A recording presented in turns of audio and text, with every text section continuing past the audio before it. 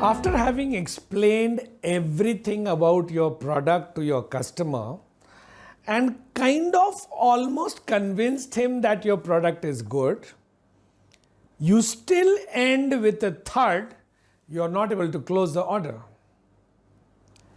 Do you face this problem many a times in your sales life as a fresher?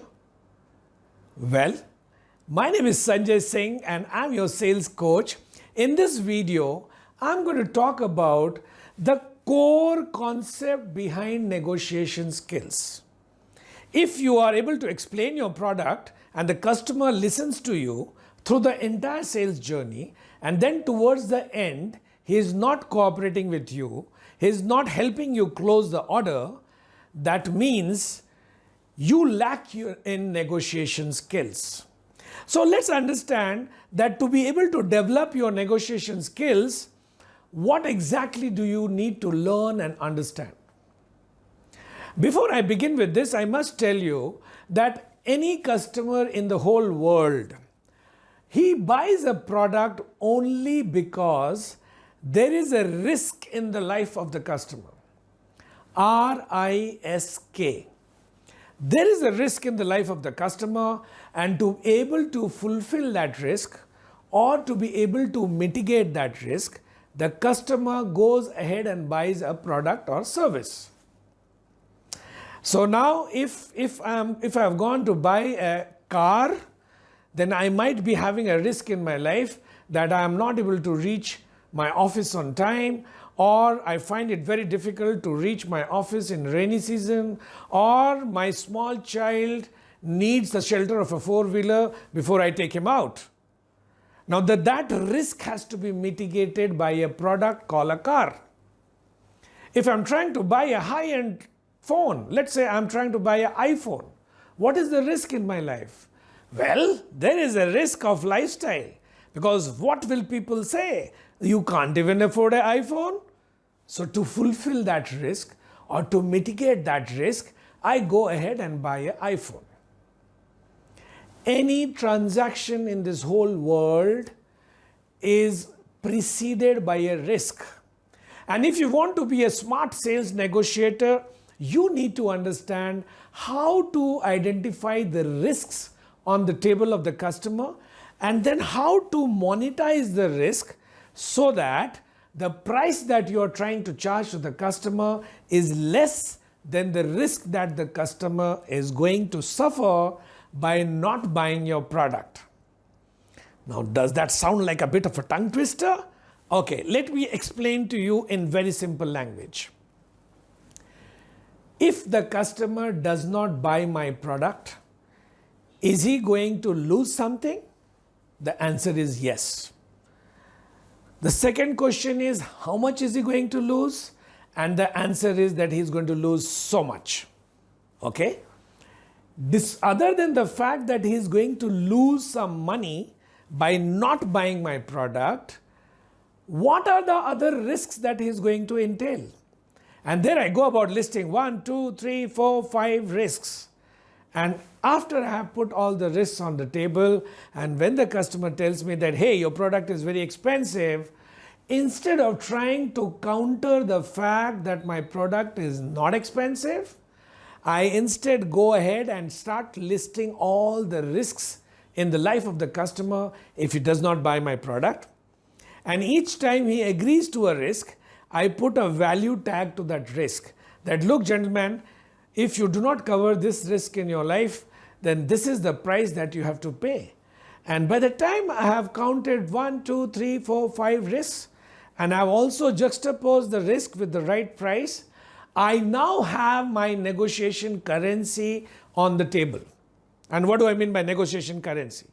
By negotiation currency, I mean that those 5 risks that I identified and the value of those 5 risks is now in my favor. That's why I call it my currency. My price or the price of my product is not in my favor because my customer is challenging me on that.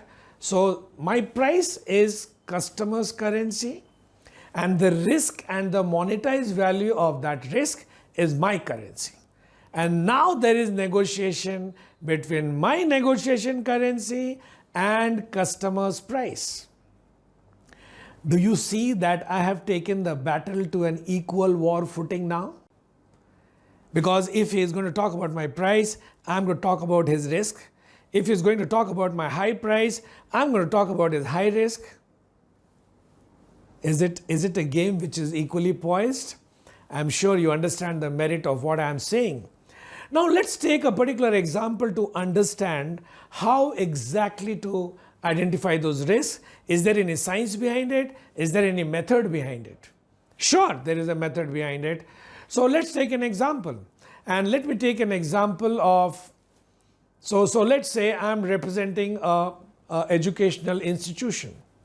Let's say I represent a MBA college, and I'm trying to address students who are aspiring to join my college, and they are trying to look at the right ways and means. Why should I use this college, or why should I join in this college? Now, my fees is, let's say, 5 lakhs rupees per annum, and the students feel that my price is very high. Now we are on a negotiation table. Now how do I highlight the risks of the student? So I now go ahead and say that, what is the possibility of you doing an MBA program and not getting a job? What is the possibility? And what is the possibility of you getting a job? And if you do get a job, what is the financial saving that you're going to make per month?